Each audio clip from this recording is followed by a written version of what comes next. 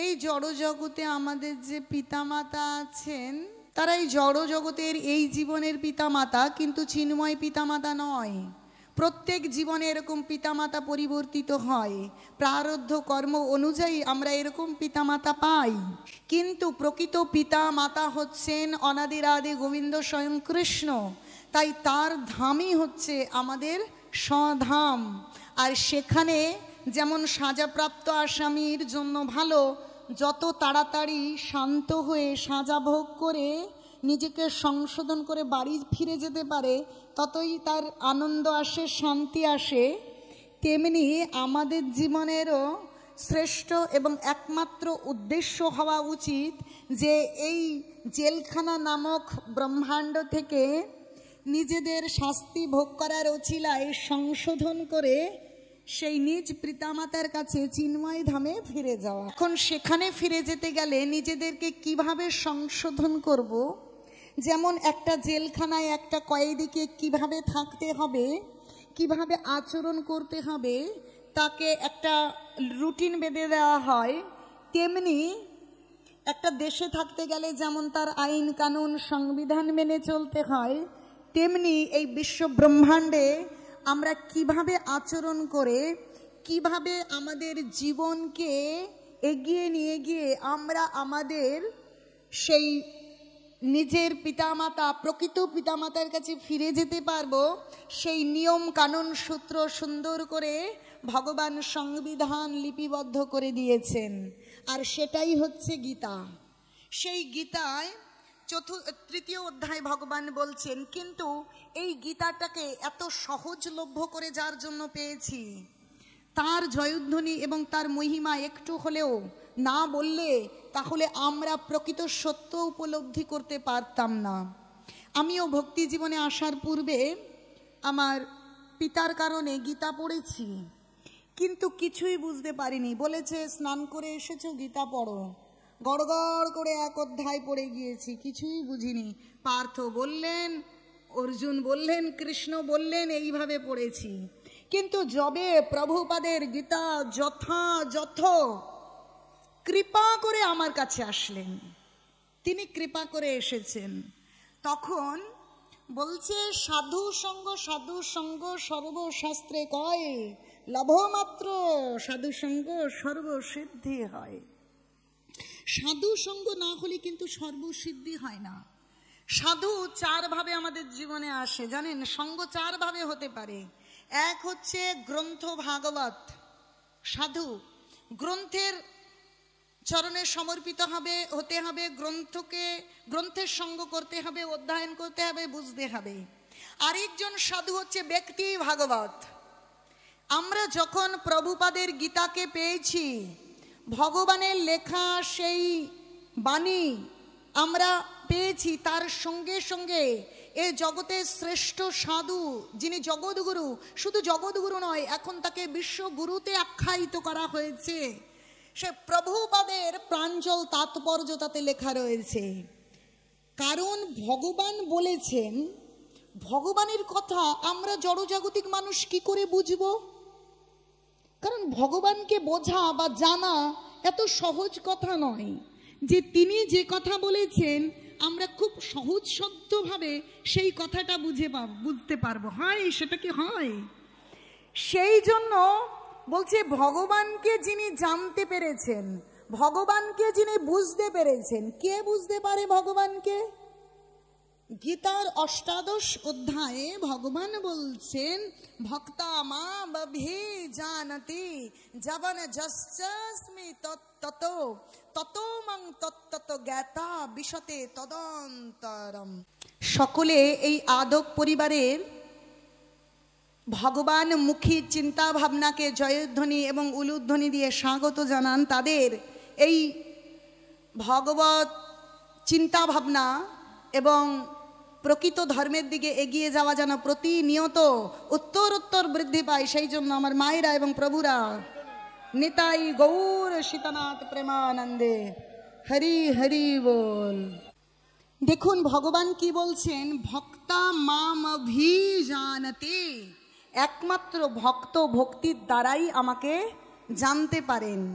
যেমন যস্মি তত্ত্বত, আমি স্বরূপত যেমন হই, তত মাং তত্ত্বত জ্ঞাতা, সেই স্বরূপত আমি যেমন হই তেমনটা জেনে বিশতি তদন্তরম, অন্তিমে আমাকে প্রাপ্ত হয়। তো ভক্ত ভক্তির দ্বারাই ভগবানকে জানতে পারে, অন্যরা জানতে পারেন না। তাহলে ভগবানকে জানতে তো সবাই পারেন না, একমাত্র ভক্ত যিনি শুদ্ধ ভক্ত। তো প্রভুপাদ এত শুদ্ধ ভক্ত ছিলেন যে 70 বছর বয়সে মাত্র 10-12 বছরের মধ্যে সারা বিশ্বে কৃষ্ণ ভাবনামৃত প্রচার করেছেন এবং ভগবানকে চিনিয়ে দিয়েছেন। তো তিনি ওই যে গীতার শ্লোকগুলোর একদম অ্যাজ ইট ইজ মানে করলেন। অ্যাজ ইট ইজ মানে কি? I go to school, I মানে আমি, গো মানে যাওয়া, টু মানে তে বা প্রতি, স্কুল মানে বিদ্যালয়। একদম সংস্কৃত ওয়ার্ডগুলোকে, শব্দগুলোকে ভেঙে ভেঙে মানে করলেন, তার অনুবাদ লিখলেন। এবং তিনি যে ভগবানকে জানতে পেরেছেন, তিনি যে ভগবানের কথার প্রকৃত মানেকে অনুধাবন করতে পেরেছেন, কারণ তিনি কৃষ্ণ তত্ত্ববেত্তা। ভগবান বলেছেন আমার ভক্ত ভক্তির দ্বারাই আমাকে জানতে পারেন, তাই যে গুহ্য তত্ত্ব তিনি অনুধাবন করতে পেরেছেন। আর তিনি তাৎপর্য লিখছেন যে এই শ্লোকগুলোর এরকম মানে ভগবান এটা বলতে চেয়েছেন। তাই যখন আমরা গীতা ভাগবতম পড়ছি, মানে পড়ছি এবং তাৎপর্য পড়ছি, সঙ্গে সঙ্গে আমাদের গ্রন্থ ভাগবত এবং ব্যক্তি ভাগবত, দুই ভাগবতের সঙ্গ হয়ে যাচ্ছে। বলছে এক ভাগবত ভক্ত ভক্তি রসপাত্র, আর ভাগবত গ্রন্থ। একটা হচ্ছে ভাগবত গ্রন্থ আর একটা হচ্ছে ব্যক্তি ভাগবত। দুই ভাগবত দ্বারা দিয়া প্রেম রস তাহার হৃদয়ে হয় তার বশ। তাহলে এই দুই ভাগবত, তাহলে এই যে এইভাবে সাধু সঙ্গ করার ফলে মানুষ বুঝতে পারবে যে জীবনে কিভাবে আমরা প্রকৃত ধর্ম করে সেই প্রকৃত আলোয় ফিরে যেতে পারবো। আর সেটা আমাদেরকে এইভাবে গীতাকে আমাদের কাছে উপস্থাপন করেছে বলেই সারা বিশ্বের মানুষ গীতার জ্ঞানকে অনুধাবন করে কৃষ্ণ ভাবনা অমৃতকে গ্রহণ করছেন। তার মধ্যে আমিও একজন। যখন প্রভুপাদের গীতা কৃপা করে আমার কাছে এসেছে, তখন সেটাই পড়ে জীবনে আমূল পরিবর্তন এলো এবং জীবন আনন্দ থেকে আনন্দময় হয়ে উঠল। তাহলে দেখুন যে শুধু ওই রকম না জেনে না বুঝে ওইভাবে গড়গড় করে গীতা পড়লে হবে না। আপনারা যদি গীতা বাড়িতে না থাকে, আমাদের প্রভুদের স্টলে সব কিছু আছে, আপনারা একটা প্রভুপাদের গীতা নেবেন। অনেকে বলে প্রভুপাদের গীতায় ইসকনরা তো ব্যবসা করছে। না, প্রভুপাদের গীতায় যে 700 শ্লোক, একটা শ্লোকও এদিক ওদিক নেই। যে এই 700 শ্লোক একই রকম আছে ভগবান বলেছেন, কিন্তু প্রভুপাদের গীতায় সেই যে শ্লোকগুলোর মানেটা কি, সেই মানেটা হয়েছে অ্যাজ ইট ইজ, মানে যথাযথ। এবং তার প্রাঞ্জল তাৎপর্যে তিনি যে ভগবানকে বুঝতে পেরেছেন, সেই বোঝাটা তিনি এত সুন্দর করে আমাদের কাছে দিয়েছেন যে জিনিসটা পড়তে পেরে আমরা জীবনের প্রকৃত অর্থ বুঝতে পারবো। আর অর্থ বুঝতে পারলে বুঝতে পারবো কি করে এই বিশ্ব ব্রহ্মাণ্ড নামক জেলখানাকে জয় করে আমরা চিন্ময় ধামে পৌঁছে যাব। তো আপনারা কি চান সেই চিন্ময় ধামে পৌঁছে যেতে? নিতাই গৌর প্রেমানন্দে। তাহলে প্রত্যেকে গীতা অধ্যয়ন করুন। গীতা, শ্রীমদ্ ভগবদ গীতা যথাযথ নিয়ে গিয়ে 1 পৃষ্ঠা 2 পৃষ্ঠা সুন্দর করে বোঝবার চেষ্টা করুন। দেখুন জীবন বদলে যাবে। গীতার 3য় অধ্যায়ে ভগবান বলছেন, কি বলছেন আমাদের? যজ্ঞার্থাৎ কর্মণ হন্যত্র লোকভয়ং কর্ম বন্ধন তদর্থং কর্ম কন্তেও মুক্ত সঙ্গ সমাচার। দেখুন এই একটা শ্লোক যদি আপনারা বোঝার চেষ্টা করেন, জীবনের আমূল পরিবর্তন আসবে। কিরকম পরিবর্তনটা? ধরুন দুটো বাড়ি, একটা বাড়ি কৃষ্ণ ভাবনাময়, আরেকটা বাড়ি কৃষ্ণ ভাবনাময় নয়। এই বাড়িতেও রান্না হয়, এই বাড়িতেও রান্না হয়, এই বাড়িতেও গান বাজে, ওই যে বক্স টক্স, এই বাড়িতেও গান বাজে, এই বাড়িতেও জামা কাপড় পোশাক আদি পরিচ্ছদ পরা হয়, এই বাড়িতেও পুজো হয়, এই বাড়িতে হয়, কিন্তু আমূল পরিবর্তন। এই বাড়িতে রান্না হয় ভগবানের জন্য, আর এই বাড়িতে রান্না হয় ইন্দ্রিয় তর্পণের জন্য। এই বাড়ির উঠোন ঝাড় দেওয়া হয় আর মাতাজির কেবল মন খারাপ হয়, কারণ আমি এই বাড়ির কাজের লোক হয়ে গিয়েছি। উঠোন ঝাড়ু দিতে হয়, পুছতে হয়, লেপতে হয়, বাসন মাজতে হয়, আর কিটির মিটির ঝগড়াঝাটি। আর এই বাড়িতে মাতাজি যখন উঠোন ঝাড় দেয়, ভগবানের মন্দির পরিষ্কার করছি, ভগবানের মন্দির, এ মন্দির মানে গুন্ডিচা পরিষ্কার করছি, এই মনোভাব নিয়ে মনের আনন্দে ঝাড়ু দেয়, মনের আনন্দে বাসনগুলো মেজে মেজে ঝকঝকে করে। কেন? ভগবানের বাসন, তিনি রাজা এই বিশ্ব ব্রহ্মাণ্ডের, তাই বাসনগুলো সোনার মতন চকচক করে। তখন মনে করে না আমার হাত ক্ষয়ে গেল, নখ ক্ষয়ে গেল, তখন মনে করে এই কাজের কাউকে রাখলে এরা ভালো করে মাজছে না, আমার কৃষ্ণের বাসন আমি সুন্দর করে পরিষ্কার করব। তাই মনের মধ্যে আনন্দ এবং স্ফূর্তি নিয়ে সেই সংসারের গৃহকর্ম করে। এখানে শাড়ি জামা কাপড় পরে কি হয়, লোককে শরীর দেখিয়ে, আজকাল যে সৌন্দর্য রূপ শরীরকে কতটা দেখানো যায় এইভাবে তো হচ্ছে, তার বেশি বলবার আমার ইচ্ছে নেই, এরকম হয়তো। কিন্তু ভক্ত বাড়িতে জামা কাপড় শাড়ি যা আসবে, আগেই তুলসী পাতা দিয়ে ভগবানকে নিবেদন হবে, আর সেই জামা কাপড় পরে সুন্দর করে সেজে কি সংসার দাবা নললীঢ়লোক ত্রাণয় কারুণ্য ঘন ঘনতাম প্রাপ্ত সকলন গুণর্নবস্য বন্দে গুরু শ্রী চরণারবিন্দ বন্দে গুরু শ্রী চরণারবিন্দ বন্দে গুরু শ্রী চরণারবিন্দ। দেখুন, দাবা নললীঢ়লোক ত্রাণায় কারুণ্য ঘন ঘনতাম প্রাপ্ত সকলান গুণর্নবস্য বন্দে গুরু শ্রী চরণারবিন্দম বন্দে গুরু শ্রী চরণারবিন্দম বন্দে গুরু শ্রী চরণারবিন্দম। ধরুন, আর এই বাড়িতে কি হবে, এই বাড়িতে হবে টুনির মা, টুনি আমার দেখা দিল না, আর কিসব কিসব গায়ে আমি শুনি না তো, আমার মনেই থাকে না। আর এই বাড়িতে কি হবে, এইবারও করুণা করো বৈষ্ণব গোসাই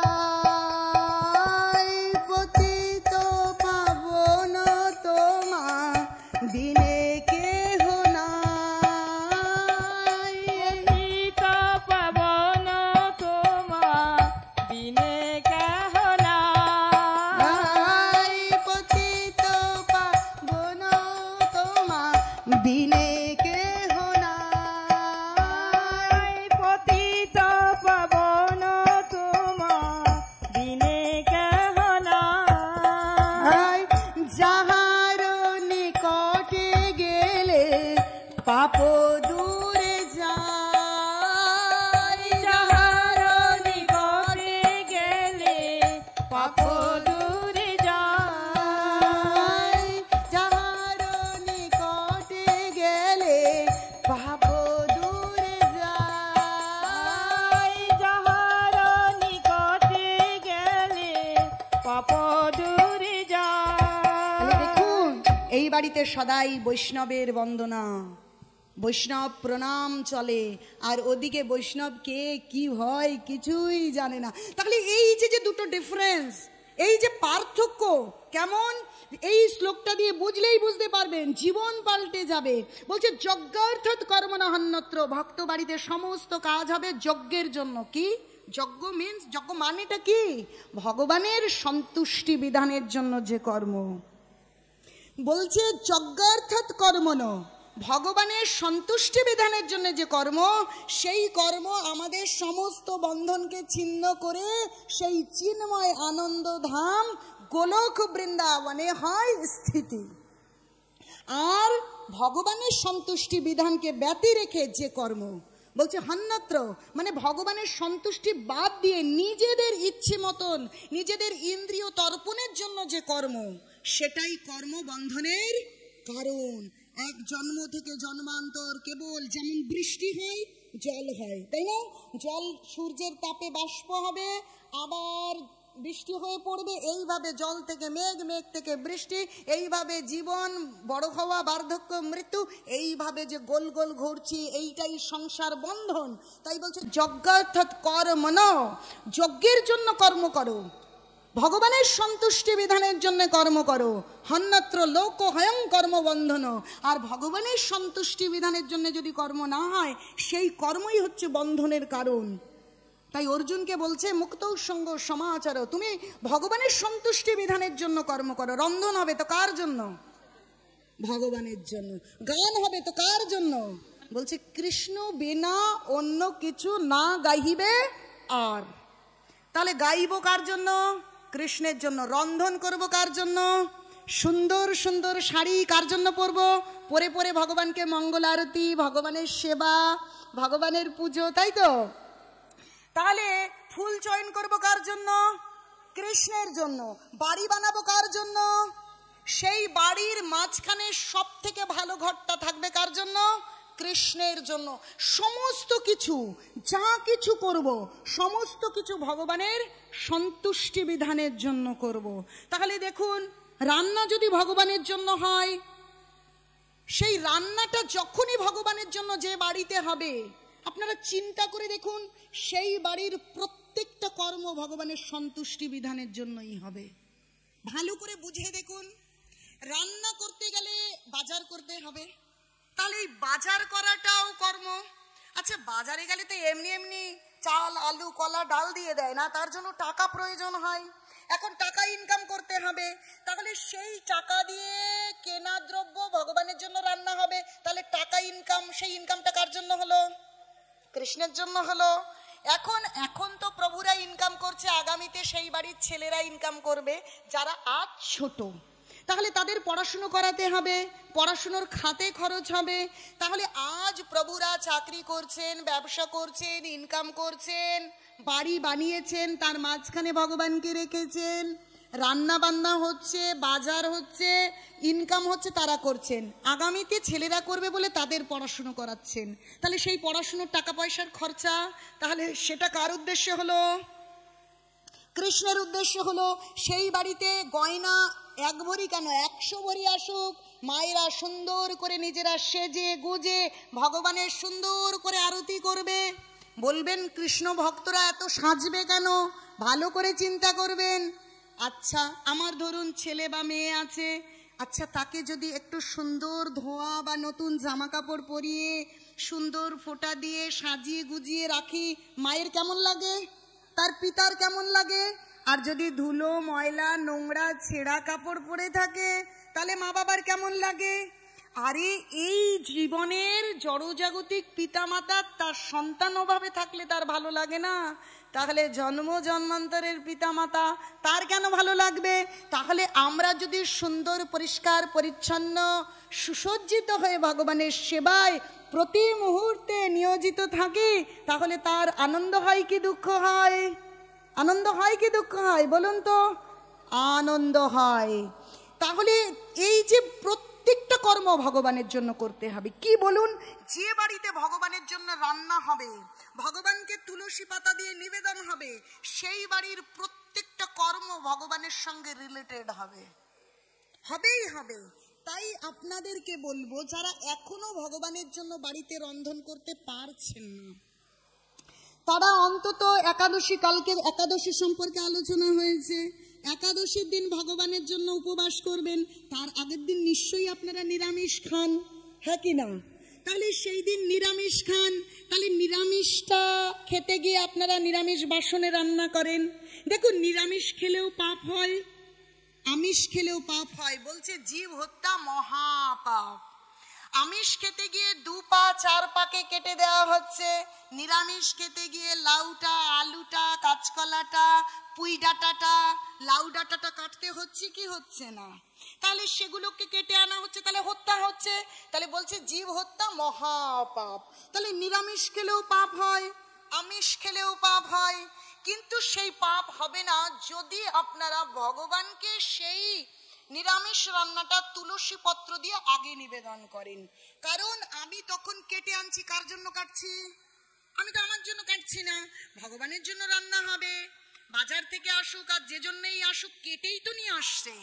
চালগুলো যে সেদ্ধ হচ্ছে, রান্না হচ্ছে, সেই চালগুলো আমরা যে গ্রহণ করছি, জানেন প্রত্যেকটা চাল যে আমরা গ্রহণ করছি তার কর্মফল আমাদের ভোগ করতে হবে, জানেন? তাহলে সেই বিষয়টা যখন তুলসী পাতা দিয়ে ভগবানকে নিবেদন করছি, কাটলাম কার জন্য, বাটলাম কার জন্য, তাহলে সেই পাপ বা পুণ্য সেগুলো আমাদের কোনো দায় থাকে না, কারণ ভগবানের নির্দেশে ওই কর্মটা আমরা করছি। কারণ গীতায় 9ম অধ্যায় রাজগুজ্জ যোগে ভগবান বলছেন, যদ করৌষি যদ স্নাসি যজ্জু হোসি দদাসি যদ যত তপুষাসি কন্তেয় তৎ করুষ্য মদার্পণম। বলছে যদ করসি, তুমি যা করছো কৃষ্ণের জন্য করো। যদ স্নাসি, স্নাসি মানে আহার করছো, যা আহার করছো কৃষ্ণের জন্য আহার করো। তাহলে ভগবানকে নিবেদন করে আহার করতে হবে। বলছে আহার করবা তো আগে কৃষ্ণকে দাও, যা কিছু করছো সব আগে ভগবানকে দাও। তাহলে ভগবানের সন্তুষ্টি বিধানের জন্য যখন আমরা কর্ম করব, তখন আমরা এই বন্ধনকে ছিন্ন করে ভগবত ধামে চলে যেতে পারবো। সেখানে জন্ম মৃত্যু জরা ব্যাধি দুঃখের লেশ মাত্র নেই। কিন্তু এই জগতে যত ধনী, যত শিক্ষিত, যত সুন্দরী, যত শিক্ষিতা থাকুক না কেন, প্রত্যেকেই দুঃখের দুঃখী, হ্যাঁ কি না বলুন তো? কোনো না কোনো দুঃখ তাকে গ্রাস করে। কিন্তু দুঃখের জগৎ থেকে একমাত্র উত্তরণের উপায় হচ্ছে সচ্চিদানন্দ আনন্দ ঘন রূপ বিগ্রহ, সেই অনাদির আদি কৃষ্ণ, সেই গোলক বৃন্দাবনে যদি আমরা পৌঁছতে পারি, তাহলে সেখানে কি করে পৌঁছাতে পারবো? সেটা গীতায় স্বয়ং ভগবান আমাদেরকে বললেন যে ভগবানের উদ্দেশ্যে কর্ম। তাহলে সবসময় আপনারা ভগবানকে নিবেদন করতে পারছেন না, তাহলে একাদশীর আগের দিন যখন আপনারা নিরামিষ খাচ্ছেন, সেই দিনটা আপনারা রান্না করে পরিষ্কার পরিচ্ছন্ন স্নান করে তুলসী পাতা দিয়ে ভগবানকে নিবেদন করুন। বলবেন আমরা তো নিবেদনের মন্ত্র জানি না। জানেন, বলে বাপেরও বাপ আছে। মন্ত্র আর মহামন্ত্র, ঔষধ আর মহা ঔষধ এক হয়। তাহলে সমস্ত মন্ত্রের মহামন্ত্র গৌরাঙ্গ মহাপ্রভু করুণা করে এখানে নিয়ে আসেন। তাই ভাগবতমে বলছে, কলের দোষে নিধে রাজন নস্তে হেক্কা মহান গুণ। এই কলিযুগ দোষের সমুদ্র, কিন্তু তাতে অর্পণ করা হয়েছে এক মহান গুণ। কি? কীর্তনাদেব কৃষ্ণস্য মুক্ত সঙ্গ পরম ব্রজেত। কীর্তন করুন কৃষ্ণের সেই নাম, হরে কৃষ্ণ কৃষ্ণ কৃষ্ণ হরে হরে, হরে রাম রাম রাম হরে হরে। তাহলে মন্ত্রেরও সেরা মন্ত্র মহামন্ত্র। মহামন্ত্র উচ্চারণ করে ভগবানের কাছে প্রার্থনা করুন, হে কৃষ্ণ আমি তো জানি না। কারণ প্রত্যেকে জগৎগুরুর চরণে আশ্রয় গ্রহণ করতে পারেন। জগৎগুরু শ্রীলা প্রভুপাদের চরণে আশ্রয় গ্রহণ করে, প্রভুপাদ আমি জানি না, আমি ভজন জানি না, সাধন জানি না, মন্ত্র জানি না, আমি এই যে আহার্য বস্তু প্রস্তুত করেছি, এটা আপনি গুরু পরম্পরা ধারার মাধ্যমে রাধারানীকে দিয়ে ভগবানের সেবা দিন। কিছু না বলতে পারলে শুধু হাত জোড় করে ভগবানকে অনুনয় বিনয় করুন, আমি জানি না মন্ত্র তন্ত্র সাধনা কিচ্ছু জানি না, আপনি গ্রহণ করুন। দেখুন অন্য লোক বলবে আপনারা আমিষ খান, আপনারা নিবেদন করতে পারবেন না, আপনারা দীক্ষিত নন, আপনারা নিবেদন করতে পারবেন না, আপনারা মহিলা, আপনারা নিবেদন করতে পারবেন না। দেখুন এরকম কথা কিন্তু গীতায় ভগবান লেখেননি। সমস্ত কিছু মন গড়া কথা। যারা নিজেরা নিবেদন করছে না, তারা অন্যেরা নিবেদন করছে, ভক্ত হয়ে যাচ্ছে, প্রকৃত ধার্মিক হয়ে যাচ্ছে। তারা যেহেতু নিজেরা পারছে না, সেই কাকড়ার গল্পের মতন গল্প বলতে হয়। তো যাব না, ওদিকে দেরি হয়ে যাবে। যে কাকড়া যতই বেরিয়ে যাওয়ার চেষ্টা করছে, টেনে পেছন থেকে ধরার চেষ্টা করে। তাই নিজেরা আচরণ করছে না, ভগবানের ভজনা করছে না। যখন কেউ গুটি গুটি পায়ে একটু একটু এগিয়ে যাওয়ার চেষ্টা করছে, তখন তাকে পেছন থেকে টেনে ধরবার চেষ্টা হচ্ছে। তাই তাদের কথা শ্রবণ করবেন না। গীতায় ভগবান বলছেন, কি বলছেন? পত্রং পুষ্পং ফলং তয়ং যো মে ভক্তা প্রযোজ্যতি তাদহং ভক্ত প্রহিতম অশ্নামি প্রযত আত্মনো। যে পাতা, ফুল, ফল, জল আপনি যদি ভক্তিপ্লুত চিত্তে প্রীতি সহকারে ভগবানকে নিবেদন করেন, ভগবান গ্রহণ করেন। সেখানে কি বলেছে আপনি আমিষ খান, আপনি দিতে পারবেন না। আপনি মুচি, আপনি মণ্ডল, আপনি ব্রাহ্মণ নয় দিতে পারবেন না। আপনি মহিলা নয় দিতে পারবেন না। আপনি মুসলিম দিতে পারবেন না। আপনি হিন্দু দিতে পারবেন না, সকলে ভগবানের। তাই ভগবান বলছে যে ভক্তিপ্লুত চিত্তে দেবে, যার ভক্তি আছে, যে ভগবানকে বিশ্বাস করে না, যে নিজের অহংকারে ভগবানের সেবা দেয়, তারটা ভগবান গ্রহণ করে না। সেই জন্য তো দুর্যোধনের সেই রাজভোগ সোনার থালায় কৃষ্ণ গ্রহণ করেননি, খেয়েছেন কোথায়? বিদুরের ঘরে। ও মা, তাও আবার কলা রেখে, কলার কি খোসা। ভগবান ওই সুদামার কি খুদ ভাজা, তাই না, না চিড়ে, যাই হোক। তাহলে ভগবান কখনো আমাদের এই দেওয়া খাবারের জন্য বসে থাকেন না। দেখেন আমাদের ভাব, আমাদের ভক্তিটা দেখেন। আমরা ছোট না বড়, আমরা ধনী না দরিদ্র, আমরা স্ত্রী না পুরুষ, তাতে কোনো বিষয় নয়। তাই গীতায় যখন বলছে সবাই দিতে পারবে, তাই আপনারা কোনো রকম কথা না শ্রবণ করে একাদশীর আগের দিন সোমবার নিরামিষ খান, বা কেউ বৃহস্পতিবার, একাদশীর পরের দিন, কেউ শনিবার, সেই দিনটা আপনারা রান্না করে, স্নান করে, পরিষ্কার পরিচ্ছন্ন হয়ে, পরিষ্কার বাসনে রান্না করে তুলসী দিয়ে ভগবানকে নিবেদন করে পেয়ে দেখুন। সেটা সাধারণ কোনো খাবার নয়, কৃষ্ণ অধরা অমৃত। আপনারা বলবেন যে কৃষ্ণ খেয়েছে, তাহলে তো কমে যায়নি। কৃষ্ণ যে খেয়েছে সেটা কি করে কমবে? তিনি পূর্ণ বস্তু। ভগবানের যে সংজ্ঞা, ভগবান কাকে বলে, সেখানে তিনি ঐশ্বর্যপূর্ণ। পূর্ণ বস্তুর থেকে নিয়ে নিলে তা কখনো কমে যায় না। বলছে ঐশ্বর্য সমগ্রস্য বীর্যস্য যশস্য শ্রেয় জ্ঞান বৈরাগ্যৈশৈব সন্নাং ভগ ইতিঙ্গন। তিনি পূর্ণ বস্তু, ঐশ্বর্যে পূর্ণ, জ্ঞান, বৈরাগ্য, যশ, খ্যাতি, বীর্য, 6টা বিষয়ে পূর্ণ বস্তু। আর তার সেই পূর্ণ থেকে নিয়ে নিলে একটু কমে না, পূর্ণই থাকে। তাই বলছে ওং পূর্ণম আদ পূর্ণম ইদম পূর্ণাৎ পূর্ণম উদচ্যতে পূর্ণস্য পূর্ণম আদায় পূর্ণম এব অবশিষ্যতে। বলছে তিনি পূর্ণ বস্তু, তার থেকে কিছু নিয়ে গেলে সেই পূর্ণতা কখনো কমে যায় না, কখনো নয়। তাই তিনি গ্রহণ করছেন, সেটা আমরা কখনো দর্শন করতে পারি না, কারণ আমাদের তো জড় চক্ষু। চোখের ওপর ছানি যখন পড়ে তখন দেখা যায় আমাদের চোখের ওপর সেই কলিরূপ ছানি পড়ে আছে, তাই আমরা কিছু দেখতে পাই না। আর কখনোই তিনি গ্রহণ করলে কখনো কমে যায় না। তাই আপনারা এইভাবে ভগবানের সেবা দিন, যেদিন যেদিন সম্ভব, আর সেই অমৃত গ্রহণ করুন। কারণ ভগবানের নিবেদিত যে প্রসাদ, তা নয় খাবার, তা হচ্ছে অমৃত।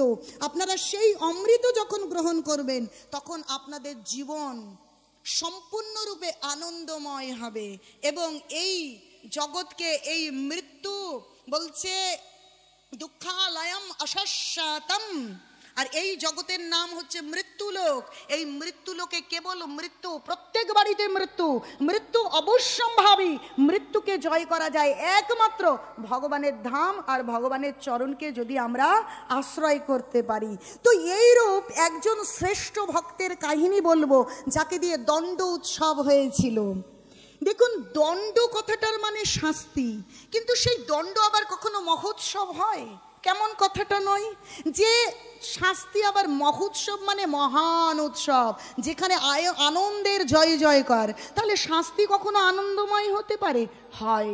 ভগবান এবং ভগবানের লীলায় ভক্তের যেখানে জীবন কাহিনী, সেখানে অনেক কিছুই সম্ভব যেটা সাধারণ জীবনে সম্ভব নয়। এই হুগলি জেলা ত্রিবেণী স্টেশনের পাশে সপ্তগ্রাম নামক যে গ্রাম, সেখানে ছিলেন হিরণ্য মজুমদার এবং গোবর্ধন মজুমদার। তাদের পুত্র রঘুনাথ দাস গোস্বামী, যিনি সর গোস্বামীর অন্যতম গোস্বামী। সেই গোস্বামীর যে নিত্যানন্দ কৃপা হয়েছিল, সেই কৃপাটা বুঝতে চেষ্টা করলেই আমরা দণ্ড মহোৎসব জানতে পারবো এবং আমাদের জীবনে আমরা আমাদের আত্মিক উন্নতি আমরা করতে পারবো। তো সেই গোবর্ধন মজুমদারের ছেলে, তারা এত ধনী ছিল যে 20 লক্ষ স্বর্ণ মুদ্রা তারা মাসে আয় করতেন। এত ধনীর পুত্র হয়ে অনেকে মনে করে যে যারা দরিদ্র, পড়াশুনো জানে না, তারা হরে কৃষ্ণ করবে, একটু দান দক্ষিণা নিয়ে তাদের জীবনটা চালিয়ে দেবে। তা নয়। ভক্তি এবং প্রকৃত ধর্ম প্রত্যেকের জন্য, কি ধনী কি দরিদ্র, কি শিক্ষিত কি মূর্খ, কোনো কিছু বাজ বিচার নেই, সকলের জন্য প্রকৃত ধর্ম। তো এই কাহিনী যদি আমরা জানি তাহলে আমরা বুঝতে পারবো এবং নিজেদের জীবনকে এগিয়ে নিয়ে যেতে পারবো।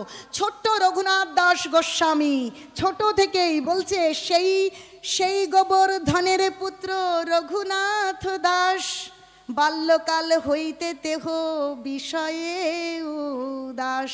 দেখুন, তার ছোটবেলা থেকেই বিষয়ের প্রতি তার উদাসীনতা।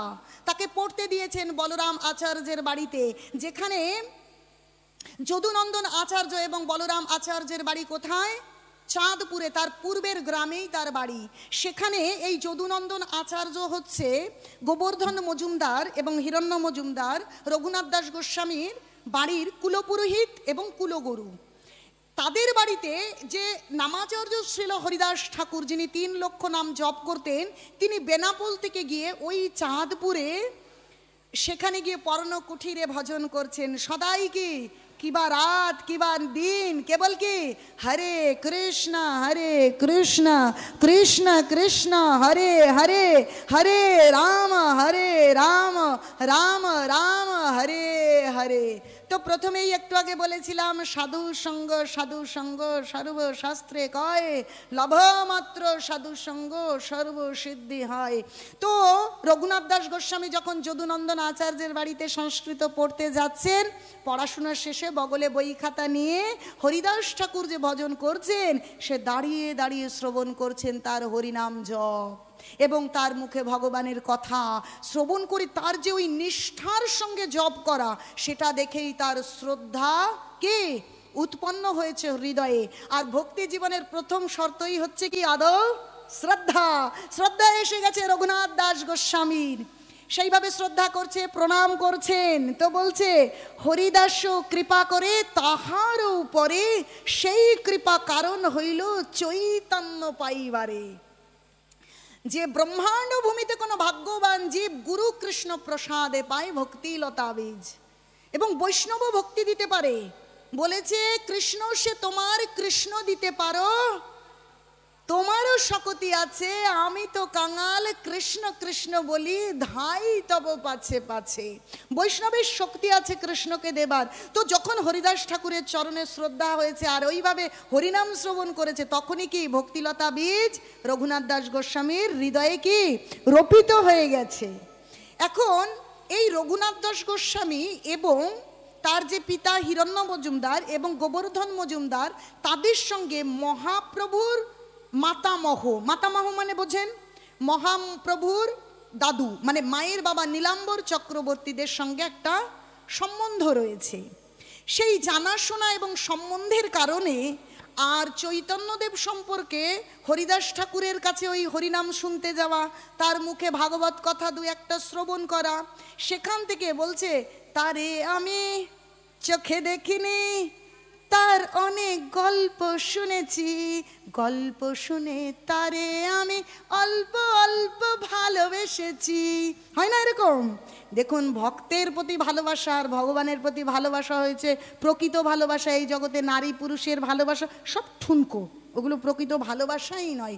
তাই ওই যে চৈতন্য সম্পর্কে শুনেছে, শুনে শুনে চৈতন্যের প্রতি একটা কি আকর্ষণ, প্রেম তার জাগরিত হয়েছে। তারপরে আবার যেহেতু তার পরিবারের সঙ্গে চৈতন্য মহাপ্রভুর পরিবারের সম্পর্ক রয়েছে, তাই তিনি বাড়ি থেকেই জানতে পারছেন চৈতন্য মহাপ্রভু গয়ায় গিয়েছেন, সেখানে গিয়ে ঈশ্বরপুরীর কাছে দীক্ষা নিয়েছেন, বাড়িতে এসেছেন। আর কি তিনি কখনো কাঁদছেন, হাসছেন, কৃষ্ণ প্রেমে পাগল হয়ে কেবল কৃষ্ণ কৃষ্ণ কৃষ্ণ বলে ছুটছেন। এই সমস্ত কথা তিনি বাড়ি থেকে জানছেন। এই জানার জন্য তার আরও বেশি তার প্রতি কে অনুরাগ জন্ম নিয়েছে। তাই যখন চৈতন্য মহাপ্রভু বৃন্দাবন যাবেন দীক্ষার পরে, নিত্যানন্দ প্রভু এবং অদ্বৈত প্রভু ঘুরিয়ে তাকে কি করেছে, নিত্যানন্দ প্রভু ঘুরিয়ে অদ্বৈত বাসভবনে শান্তিপুর নিয়ে এসেছে। এই খবর শুনেছে ছোট রঘুনাথ। ছোট রঘুনাথ বাবার কাছে বলছে, বাবা আমি না চৈতন্য মহাপ্রভুকে দেখতে, তখন তো মহাপ্রভু নয়, আমি নিমাই পণ্ডিতকে দেখতে যাব, আমাকে একটু যেতে দাও না বাবা, যেতে দাও না। ঠিক আছে, সত্যি সত্যি রঘুনাথকে দিয়েছে। রঘুনাথ গিয়ে সেখানে চৈতন্য চরণে আত্মসমর্পণ করেছে। এখন সেখানে যখন চৈতন্য মহাপ্রভু এসেছেন, লক্ষ লক্ষ লোকের ভিড়, কিন্তু তার মধ্যে রঘুনাথ দাস গিয়ে তার চরণের কাছে যেতে পেরেছে কেন? অদ্বৈত আচার্যের সঙ্গে তাদের যে কুলপুরোহিত যদুনন্দন আচার্য আর হচ্ছে বলরাম আচার্য, এদের সঙ্গে সম্বন্ধ, তাই সেখানে গিয়ে, আর তিনি হচ্ছে হিরণ্য মজুমদার গোবর্ধন মজুমদারের ছেলে, তাই তার বিশেষ যত্ন খাতির, তাই না? তাই তিনি চৈতন্যদেবের পায়ের কাছে যাবার সুযোগ পেয়েছে। এই লক্ষ লক্ষ লোককে পিছনে ফেলে একদম সামনের সারিতে গিয়ে চৈতন্য চরণে সমর্পণ করেছে, তাকে দর্শন করেছে এবং প্রেমে বিহ্বল হচ্ছেন। বিহ্বল হয়ে কেমন হয়? প্রেমে যখন মানুষ হাবুডুবু খায় কেমন হয় জানেন? বলি, আচ্ছা আপনারা ভাতের হাঁড়িতে ভাত রাঁধেন, অন্ন রাঁধেন, যখন সেটা উতরে যায় কেমন হয়? হাঁড়ি চাপা দিয়ে কি রাখা যায়? হাঁড়ি তো খুলে দিতেই হবে, টগর বগর করে, তাকি ফুট তো উঠবেই। এখন সেই চৈতন্যের প্রতি পূর্বেই তার পূর্ব রাগ অনুরাগ, আর এখন সেই চৈতন্য চরণে আত্মসমর্পণ, তাকে দর্শন, এখন তার প্রেমে তার মনের মধ্যে সেই প্রেম হাবুডুবু হচ্ছে। তো বলছে, মহাপ্রভু আমাকে কৃপা করুন, আমি আপনার চরণে সেবা করতে চাই, আমি যেতে চাই আপনার সঙ্গে। না না, তুমি যাও, বাড়ি ফিরে যাও, তুমি যাও, বাড়িতে যাও। 5 দিন মতো সেখানে তিনি থাকলেন, কিন্তু চৈতন্য মহাপ্রভু বলেছে বাড়ি ফিরে যাও, ছোট মানুষ, সত্যি সত্যি বাড়িতে এসেছে, যখন সময় হবে তখন, এখন যাও, তুমি বাড়ি চলে যাও। এইভাবে বাড়িতে এসে গিয়েছেন। কিন্তু যখন তিনি বাড়িতে এসে গিয়েছেন তখন তার কি হলো? বলছে, প্রভু তারে বিদায় দিয়া গেলা নীলা চলে, প্রভু তারে বিদায় দিয়া গেলা নীলা চল, দেহ ঘরে আসি হইলা প্রেমেতে পাগল। প্রভু নীলাচল চলে গিয়েছেন, কিন্তু রঘুনাথ দাস গোস্বামী তিনি বাড়িতে এসে কি হচ্ছে, প্রেমে পাগল হয়ে গিয়েছেন। পাগল হয়ে কি করছে? কেবল পালিয়ে পালিয়ে কোথায় যাবে? নীলাচলে যাবে। কারণ সেখানে মহাপ্রভু সন্ন্যাস নেবার পর তিনি কোথায় আছেন? নীলাচলে আছেন। কারণ সচিমাতা বলেছে তুমি বৃন্দাবনে যেও না, তুমি এই কাছে কাছে নীলাচলে থাকো, পুরীধামে। তাই মহাপ্রভু পুরীধামে আছে। এখন সে বাড়িতে আছে নামে মাত্র, কিন্তু তার মন কোথায়? মন চৈতন্য চরণে। আমি চৈতন্যের কাছে যাব, চৈতন্যের কাছে যাব, এইভাবে তিনি উন্মাদ প্রায় হয়ে আছেন।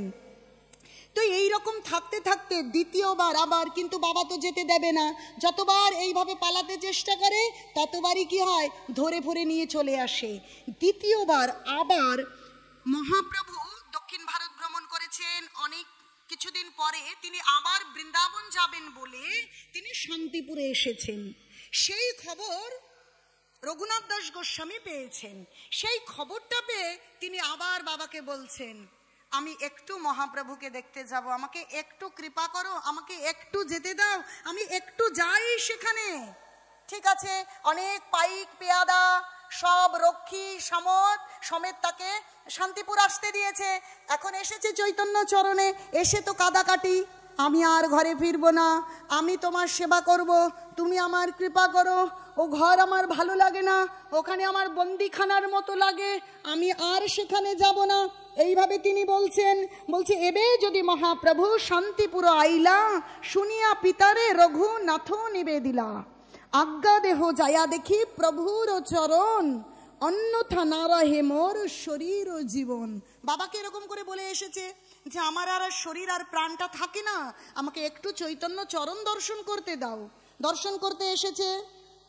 তো এসে চৈতন্য মহাপ্রভুকে এইভাবে বলছে, আমার আর ঘর ভালো লাগছে না, তুমি আমাকে তোমার চরণে থাকতে দাও, তোমার সেবা করতে দাও। তখন চৈতন্য মহাপ্রভু বলছেন, স্থির হইয়া ঘরে যাও, না হও বাতুল, ক্রমে ক্রমে পাইল ভব সিন্ধুকুল। মর্কট বৈরাগ্য না করো লোক দেখাইয়া, যথাযোগ্য বিষয় বুঞ্জ অনাসক্ত হইয়া। দেখুন কি সুন্দর করে বলছে, অন্তরে নিষ্ঠা করো, বাহ্যে লোকা ব্যবহার, অচিরাৎ কৃষ্ণ তোমার করিবেন উদ্ধার। বলছে দেখো, তুমি এত এক লাফি গাছের আগায় উঠতে চেও না তো, চিন্তা করে দেখুন তো, নারকেল বা তালটা পাড়তে হবে, এক লাফে কি তাল গাছের মাথায় ওঠা যায়? তাই মহাপ্রভু বলছে দেখো, তুমি এত হুটোপাটা করো না তো, ক্রমে ক্রমে পায় লোক ভব সিন্ধুকুল। তুমি যথাযোগ্য বিষয়ভুঞ্জ অনাসক্ত হইয়া, তোমার অনেক বিষয় আছে, জমিদারি আছে, সমস্ত কিছু তুমি সবকিছু দেখাশোনা করো, কিন্তু অনাসক্ত হয়ে। টাকা পয়সা আছে আছে, তাতে আসক্তি নেই, সম্পদ আছে আছে, তাতে কোনো আসক্তি নেই, এইভাবে তুমি স্থির হয়ে থাকো। আর কি, অন্তরের নিষ্ঠা, বাহ্যে লোক ব্যবহার, অন্তরে তুমি কৃষ্ণ ভক্তিতে নিষ্ঠা করো, বাইরে তুমি যার প্রতি যা কর্তব্য এইভাবে তুমি কর্তব্য করো। আর কি করবে, যখন সময় হবে কৃষ্ণ তোমাকে উদ্ধার করবে, এখনো সময় হয়নি, তুমি যাও, বাড়ি ফিরে যাও। মর্কট বৈরাগ্য না দেখাইও।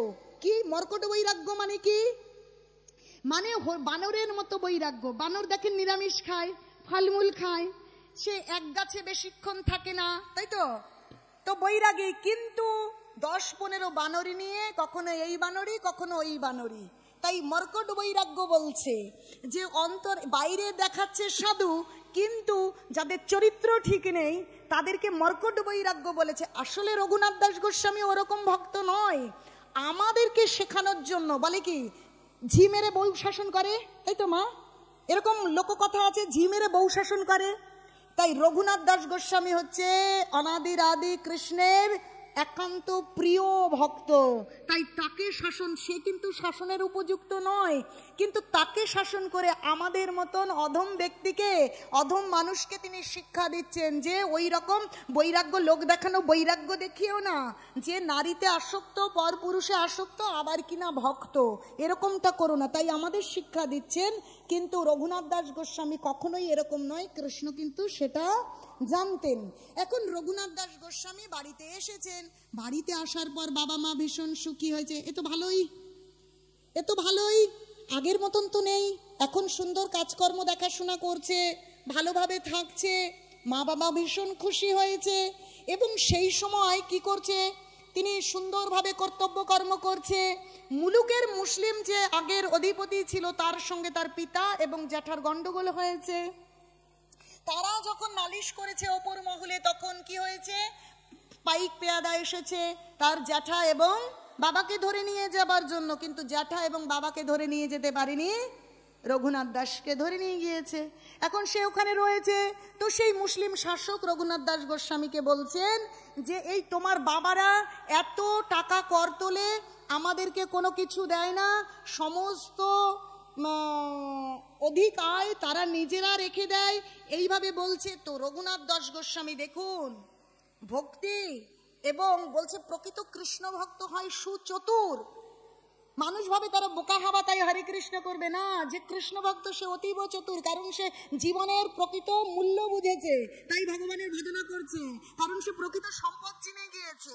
তাই রঘুনাথ দাস গোস্বামী হচ্ছেন সেই রকম চতুর, বদমাই অন্যদের ক্ষতি করবার সেই চাতুরতা তার নেই।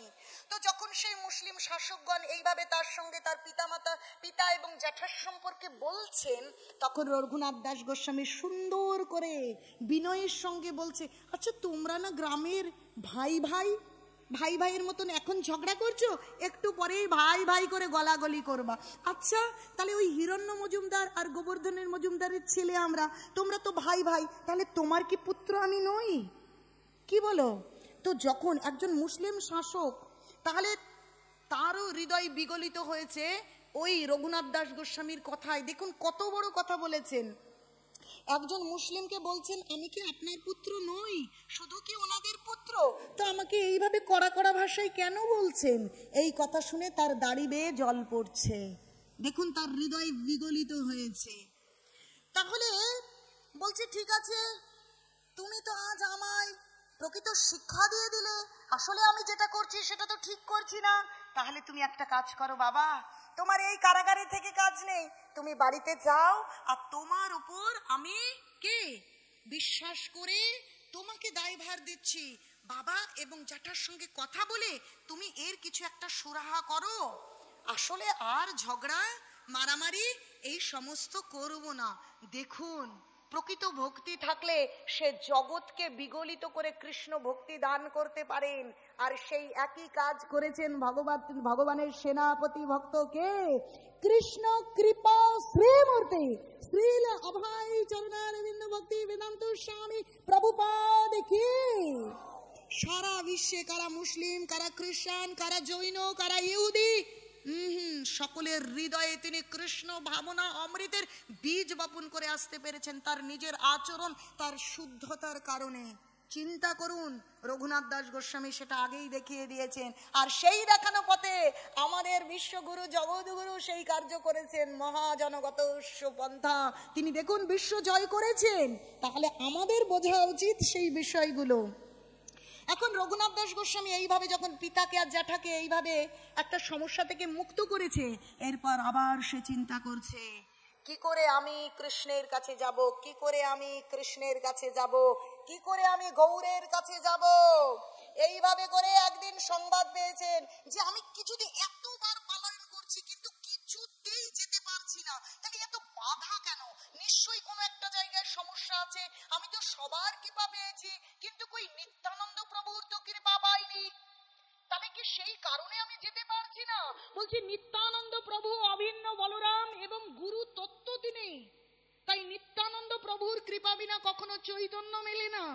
তো সেই চেতনা উদয় হয়েছে, বলছে আমাদের হৃদয়ে থাকা পরম আত্মারূপ চৈত্য গুরু যখন আমাদের মনে আন্তরিকতা এবং সত্যিকারে ভগবানের সমর্পণ হবে, তখন বুদ্ধি ভগবান দান করেন। বলছে তেষাং নিত্যাভিযুক্তানাং ভজতাং প্রীতি পূর্বকম দদামি বুদ্ধি যোগং তাং জ্ঞান মাম উপযজন্তি। তাই তো বলছে যিনি নিত্যযুক্ত ভগবানের সেবায়, তিনি সর্বদা ভগবানের চিন্তন করছেন, অনন্য চিন্ত হয়ে চিন্তা করছেন, তাই কৃষ্ণ তাকে বুদ্ধি যোগ দান করছেন। বলছে দদামি বুদ্ধি যোগং। তাই বুদ্ধি এসছে আজ রঘুনাথ দাস গোস্বামীর কি, যে আমি তো নিত্যানন্দ প্রভুর কৃপা পাইনি, আমি কেবল চৈতন্য চরণে যাওয়ার জন্য কেবল বাড়ি থেকে পলায়ন করছি, আর বাবা পাইক পেয়াদা দিয়ে আমাকে ধরে ধরে নিয়ে আসছে। তাহলে আমার তো নিত্যানন্দের কৃপা প্রয়োজন, নিত্যানন্দের কৃপা না পেলে বোধ হয় আমি ভগবানের কাছে যেতে পারবো না। আর গৌরাঙ্গ মহাপ্রভু কি বলেছেন, অন্তরে নিষ্ঠা করো, বাহ্যে লোক ব্যবহার, অচিরাৎ কৃষ্ণ তোমার করিবেন উদ্ধার। কৃষ্ণ উদ্ধার করবেন। আমি সমস্ত চিন্তা সমস্ত কর্ম ভগবান কেন্দ্রিক করব। গীতায়ও তো তাই বলেছে, যেহেতু সর্বাণি কর্মাণি ময়ি সংনশ্য মত পরা অনন্যমেব যোগেন মাং ধ্যেয়ন্তে উপাসতে তেষামহং সমুদ্ধত্তা মৃত্যু সংসার সাগরাৎ। দেখুন গীতায় ভগবান কি বলছেন, যে তু সর্বাণি কর্মাণি সংনশ্য মতপরা, যিনি সমস্ত কর্ম সমস্ত চিন্তা আমাকে অর্পণ করেছেন, অনন্য নৈব যোগেন মাং ধ্যেয়ন্তে উপাসতে, যিনি অনন্য চিন্ত হয়ে বিশ্রাম রহিত হয়ে আমারই চিন্তন করেন। তাই বলছে অনন্য নৈব যোগেন মাং ধ্যেয়ন্তে উপাসতে। আপনারা চিন্তা করতে পারেন ভগবানের ভক্ত হতে গেলে সব ত্যাগ করতে হবে, না, কিচ্ছু ত্যাগ করবার দরকার নেই, শুধু যোগ করুন, শুধু যোগ করতে হবে। তাই বলছে অনন্য নৈব যোগেন মাং, আমার সঙ্গে যে যুক্ত হয় ধ্যেয়ন্তে উপাসতে, যিনি নিরন্তর আমার ধ্যান করেন এবং উপাসনা করেন, তেষামহং সমুদ্ধর্তা, তাকেই আমি উদ্ধার করি। মৃত্যু সংসার সাগরাৎ, এই মৃত্যু সংসার রূপ ভব সমুদ্র থেকে আমি তাকে উদ্ধার করি। বুঝতে পেরেছেন? সমুদ্রে পড়লে কি আমরা একা একা উদ্ধার পেতে পারবো?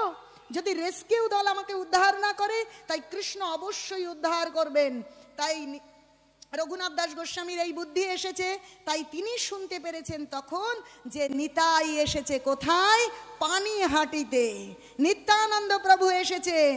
তো বাবাকে বলছে, বাবা তো এখন খুশি রঘুনাথ দাস গোস্বামীর ওপর, যতই তিনি পালায়ন করে যেতে চেয়েছিলেন, কিন্তু দ্বিতীয়বার মহাপ্রভুর সঙ্গে দেখা করে এসে তার বাতুলতা কমেছে, উন্মত্ততা কমেছে, সুন্দর করে বিষয় দেখাশোনা করছে এবং বাবা মাকে ওই মুসলিম অধিকারীর থেকে বাবা এবং জ্যাঠাকে মুক্ত করেছেন।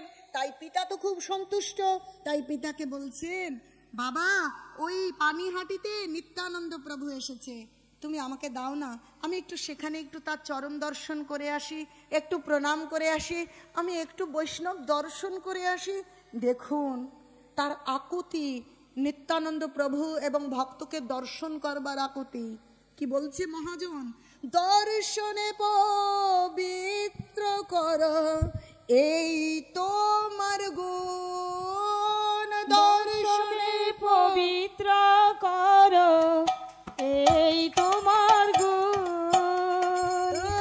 দর্শনে পবিত্র কর এই তোমার গুণ, দর্শনে পবিত্র কর এই তোমার গুণ।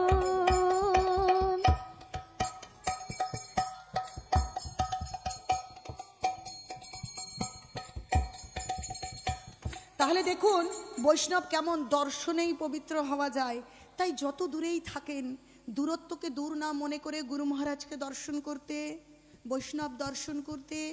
মায়াপুর যে আমাদের আন্তর্জাতিক কৃষ্ণ ভাবনামৃতের যে মেইন মন্দির, চন্দ্রোদয় মন্দির, মাঝে মধ্যে সেখানে আসুন, আমিও যেন যেতে পারি, সেই কৃপা করুন যেন বৈষ্ণব দর্শন করতে পারি আর পতিত পাবন গুরু মহারাজের দর্শন পাই। কারণ ওনারা হচ্ছেন কোনো সাধারণ মনুষ্য নয়, দর্শনেই আমাদেরকে পবিত্র করে দেন। তো বলছে আমাকে একটু ওই নিত্যানন্দ প্রভুর কাছে যেতে দাও না।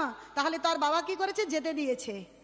এখন যখন যেতে দিয়েছে তখন তিনি ওই দূর থেকে প্রণাম করছেন। তো নিত্যানন্দ প্রভুকে তার আশেপাশে যারা রয়েছে বলছে, ওই দেখেন রঘু এসেছে, আপনাকে দণ্ডবোধ করছে। বলছে এই চোরাকে ডেকে নিয়ে আয়, তাড়াতাড়ি আমার কাছে নিয়ে আয় তো, আমার কাছে নিয়ে আয় তো। বলছে ঠিক এরকম করে কাছে নিয়ে এসো তো। যখন কাছে এসে আবার প্রণাম করেছে, পা দিয়ে একটা কি করেছে, লাথি দিয়ে দিয়েছে। চোরা কোথাকারের, চুরি করেছে, আমার সম্পদকে চুরি করে নিয়ে যাও, কত বড় স্পর্ধা। আসলে রঘুনাথের আজ কৃপা প্রাপ্তি হয়ে গেছে। নিত্যানন্দ যে তার সেই পদ, তার চরণটাকে স্পর্শ করেছে। এখন তিনি ওইভাবে দণ্ডবোধ করার পর পা দিয়ে যে আঘাত করেছে আর বলছে, এই তোর শাস্তি হবে, তোর দণ্ড হবে, তুই আমার সম্পদকে চুরি করবার চেষ্টা করেছিস। আসলে নিত্যানন্দ প্রভু হচ্ছে, আসলে চৈতন্য মহাপ্রভু হচ্ছে নিত্যানন্দের সম্পদ। নিত্যানন্দকে ব্যতি রেখে কখনোই চৈতন্যকে হরণ করা যায় না। বলে ঘোড়া ডিঙিয়ে ঘাস খাওয়া যায় কি? ঘোড়া ডিঙিয়ে ঘাস খাওয়া যাবে না। বলছে তুমি আমাকে না জানিয়ে আমার সম্পদ তুমি নিয়ে যাবে, আমাকে না জানিয়ে যদি আমার সম্পদটা নিয়ে যায় তাহলে তো সে চোরই হয়। চোর বেটা বৈষ্ণবের যে ব্যবহার, তার আচরণ, বলছে বৈষ্ণবের কর্ম বিজ্ঞ না বোঝে। আসলে সে যে বললো দণ্ড হবে, পা দিয়ে লাথি দিল, আসলে আজ রঘুনাথ দাস গোস্বামীর ওপর নিত্যানন্দ প্রভুর কৃপা হলো। বলছে অনেক কৃপা, অনেক কৃপা, বলুন কি শাস্তি আছে আমার, কি শাস্তি আছে? বলছে শোনো, এই যত পার্ষদ যারা এসেছে সবাইকে তোমার প্রসাদ পাওয়াতে হবে। এই দণ্ড হয়েছে, এই দণ্ড শুনে রঘুনাথ দাস গোস্বামীর বলে শাস্তি শুনে কি মনের আনন্দ হয়? কিন্তু এই শাস্তি শুনে সেই রঘুনাথ দাস গোস্বামীর কেবল কি আনন্দে মনে হচ্ছে সেই কি 1-1.5 হাত লম্ফ দিলে যেরকম হয় না, এইরূপ লম্ফদান করে এত আনন্দ হয়েছে। আনন্দে সে মানে বিভোর চোখে জল এসে গিয়েছে। নিতাই গৌর সীতানাথ প্রেমানন্দে হরে হরে বল।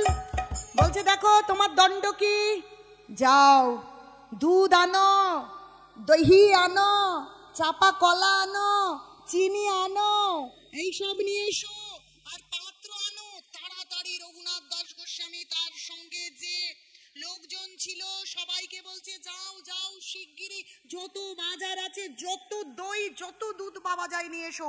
বড় বড় মাটির মটকি কিনে তাতে দুধ দই নিয়ে আসছে, চিড়া নিয়ে আসছে, আর বলছে ছোট ছোট এই রকম মালসা পাত্র নিয়ে এসো, নিয়ে আসছে অনেক এরকম আসছে। আর বলছে বাতাসেরও কান আছে। যখন নিত্যানন্দ প্রভু কৃপা করেছেন কাকে? রঘুনাথ দাস গোস্বামীকে। তখন এই কথা চাপা নেই, বাতাসের মতন চারিদিকে ছড়িয়ে পড়েছে। সাধু বৈষ্ণব যে যেখানে ছিল কি মিছিলের মতন লাইন দিয়ে সব পানিহাটি এসে যাচ্ছে।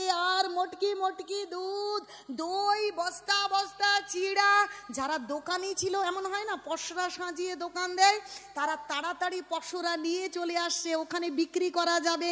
চাপা কলা, চিনি, যার আম কাঁঠাল যার যত আছে বিক্রি করছে। এইবার বলছে শোনো, দুধ দিয়ে, চিড়া দিয়ে, চাপা কলা দিয়ে আর কর্পূর দিয়ে এইভাবে করে মাখো, আরেক দিকে দই দিয়ে কলা দিয়ে মাখো, আর প্রত্যেককে দুটো করে পাত্র দেবে, দই মাখা চিড়ে, দুধ মাখা চিড়ে।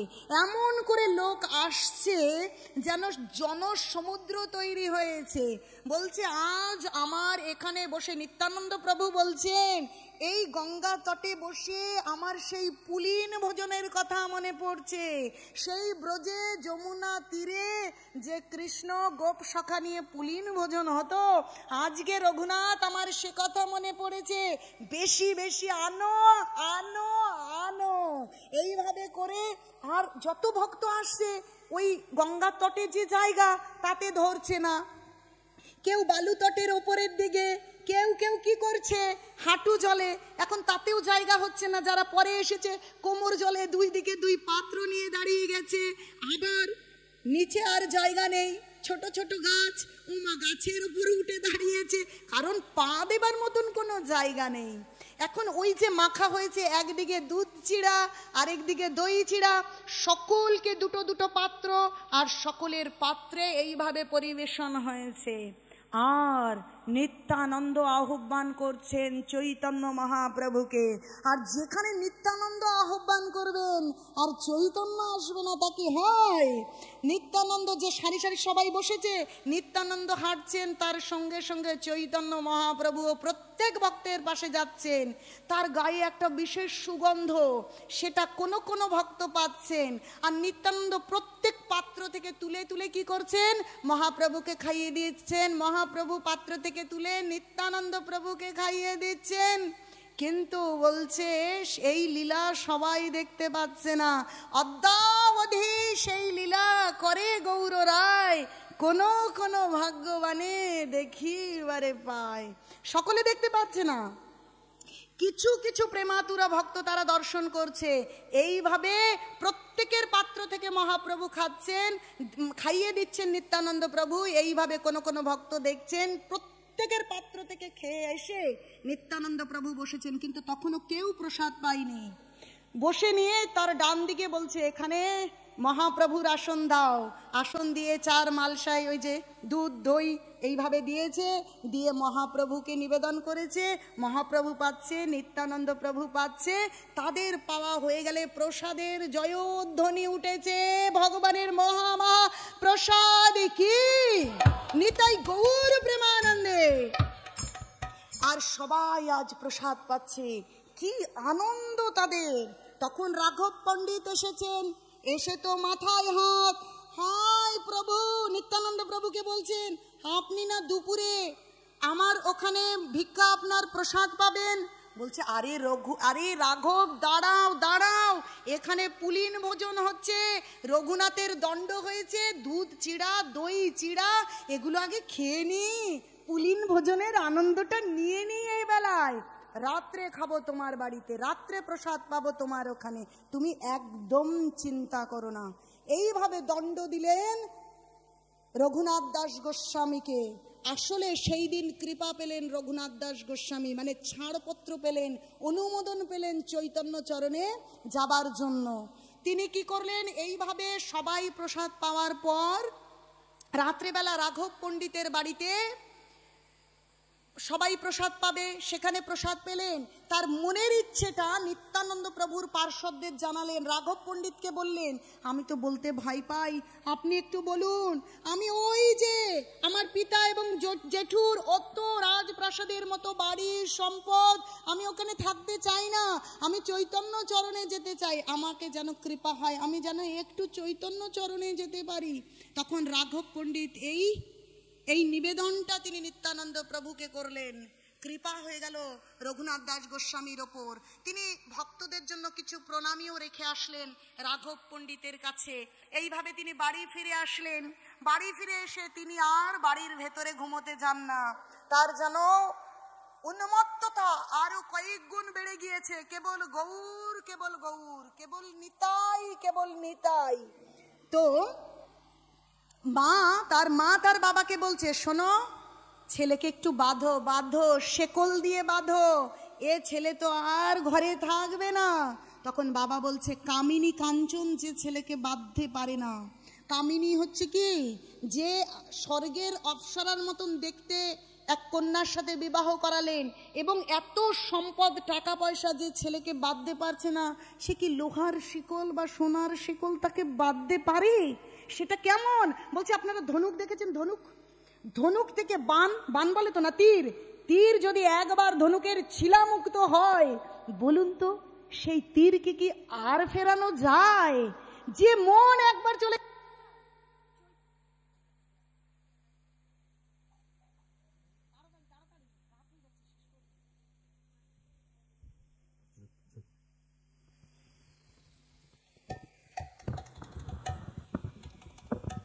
হরে কৃষ্ণ, হরি বল। সকলে দুবাহু তুলে হরে কৃষ্ণ, হরে কৃষ্ণ, কৃষ্ণ কৃষ্ণ হরে হরে, হরে রাম, হরে রাম, রাম রাম, হরে হরে। তো ওই রকম রঘুনাথ দাস গোস্বামীর মন আজ চলে গেছে কোথায়? চৈতন্য চরণে। যেমন ধনুক থেকে তীর ছিলামুক্ত হলে সেই তীরকে আর ফেরানো যায় না, তেমনি যার মন সত্যি সত্যি ভগবানের চরণে সমর্পিত হয়েছে, তাকে কখনো কেউ কোনো রূপ বন্ধন দিয়ে বেঁধে রাখতে পারবে না। কি ধ্রুব মহারাজকে কেউ বাঁধতে পেরেছিল? রঘুনাথ দাস গোস্বামীকেও বাঁধতে পারেনি।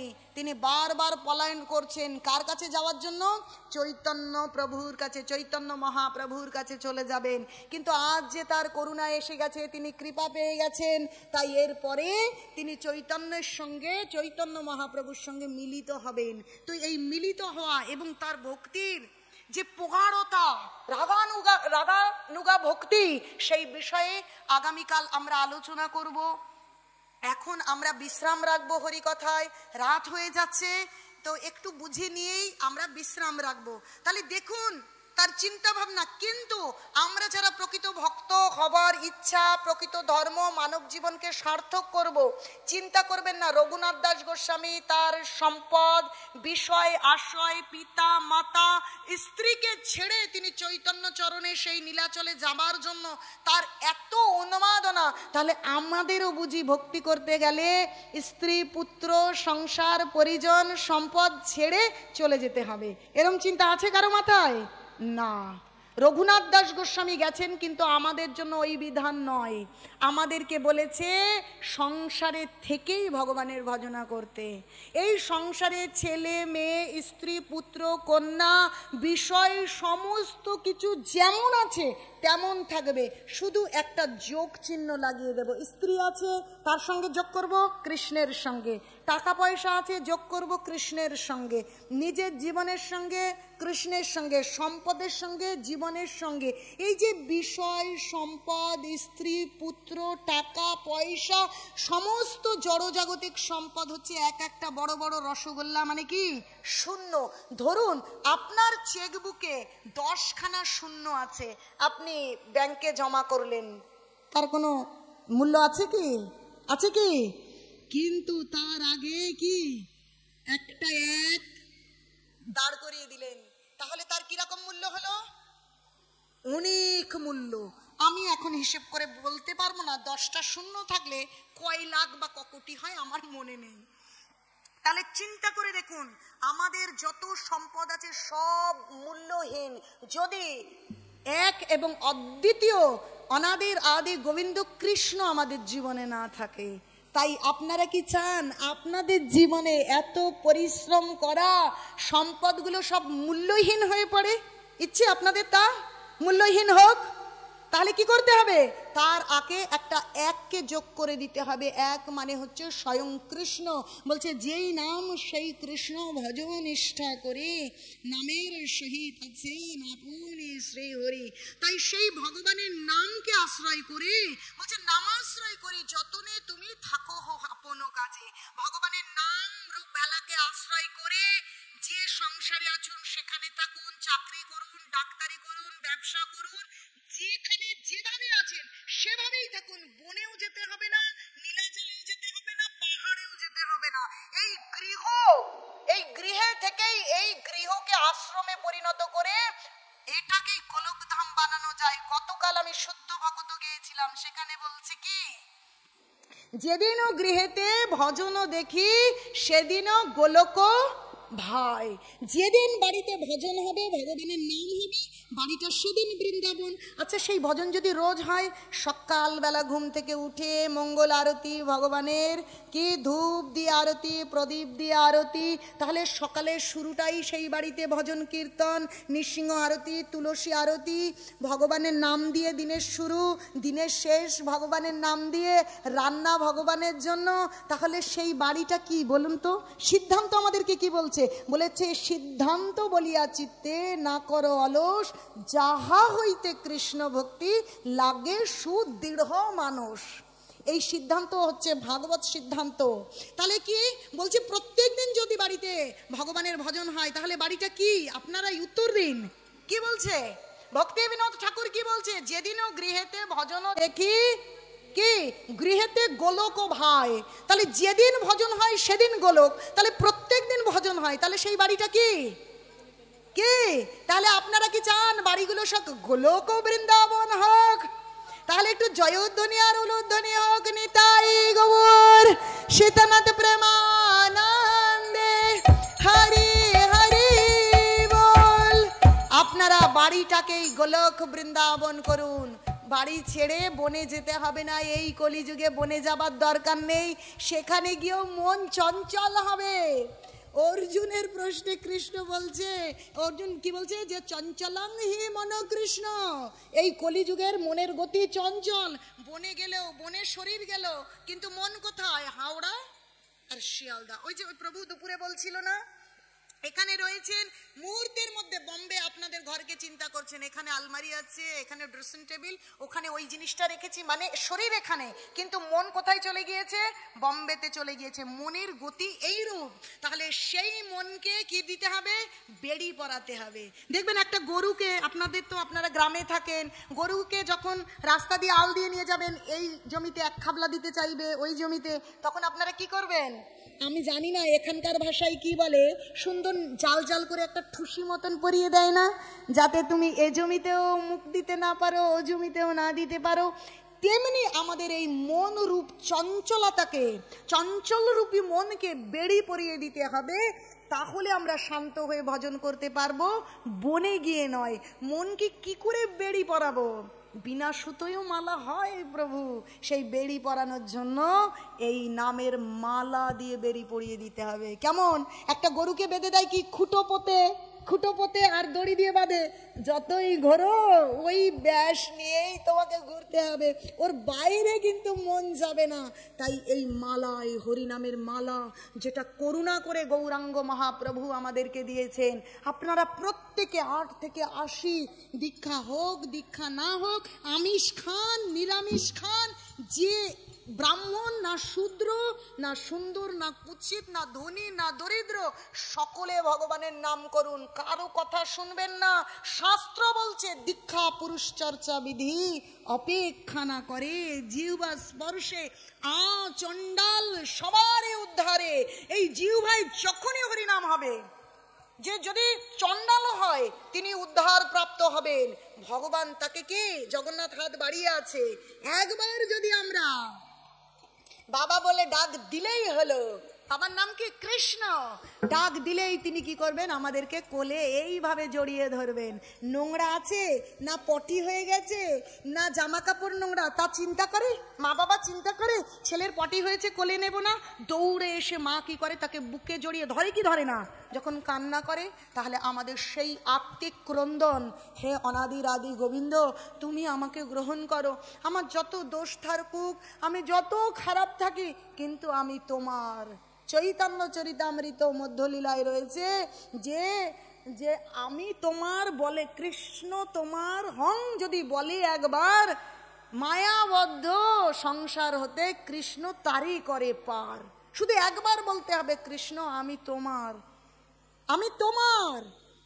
এই সমর্পণ আসলেই তিনি আমাদেরকে এইভাবে জড়িয়ে কোলে তুলে নেবেন, আর কোনো চিন্তা আমাদের রইবে না।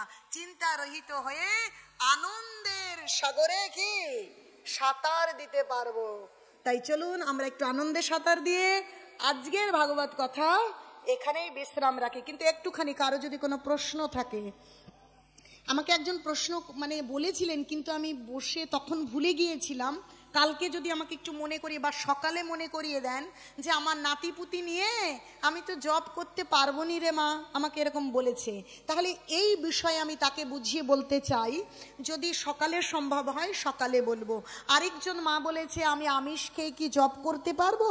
আশেপাশের লোক তো বলে যে জব করতে গিয়ে আমিষ খেয়ে জব করছো, অপরাধ করছো, অপরাধ করছো, পাপ করছো না, ওটা ঠিক নয়। তারা নিজেরাও করছে না, সেই কাকড়ার গল্পের মতন, নিজেরাও ভজনা করছে না, আপনাকেও করতে দেবে না। তাই তাদের কথা শুনবেন না, শাস্ত্র যা বলেছে, আর শাস্ত্র অনুযায়ী সাধু, যে সাধু আচরণ করছে, নিজে আচরণ না করলে অন্যকে শেখানো যায় না, তাদের কাছে আপনারা জিজ্ঞাসা করলে প্রকৃত সত্যকে উপলব্ধি করতে পারবেন। তাই আপনাদের ভেতরে আমিষ থাকুক, কলুষতা থাকুক, ওষুধ গ্রহণ করুন। ওষুধ খেলে জ্বর সারে, জ্বর সেরে গেলে ওষুধ খেতে হয় না।